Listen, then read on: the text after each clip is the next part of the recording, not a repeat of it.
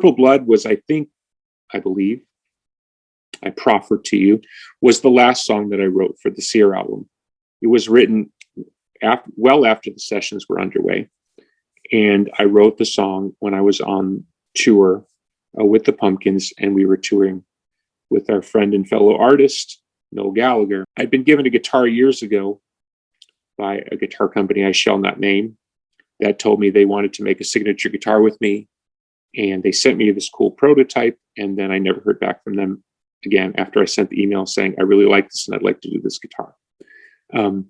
Modern guitar politics for you. So yeah, I had this guitar in my room, and I remember I just had this line, I'm in love with your God. It sort of brought to mind some kind of feels that I had along the way. Some 90s feels when things kind of got spooky there.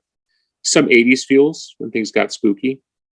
And maybe even kind of early 70s, kind of early synth stuff like Gary Wright, Dreamweaver Land. Something about the alien groovy texture, not a texture and a feel you normally put together, but somehow in my mind I did.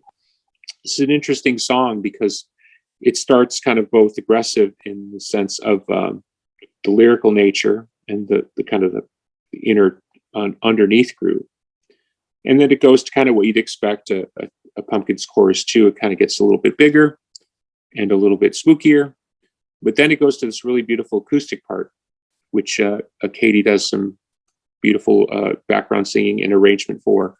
And I believe also Sierra Swan is singing on this. Fever by your side, sun is so you cannot ride. It's more like a movie or something.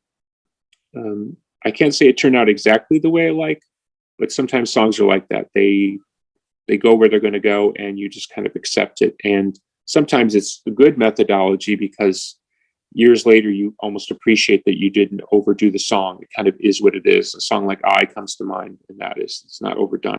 I didn't go as far with Purple Blood as maybe I would have or should have, but that's kind of what I like about it. It feels kind of like an incomplete picture, postcard, or like a Polaroid that's been stepped on or something. It's a bit mangled, but sometimes you need imperfection to create the perfect mood that you're after.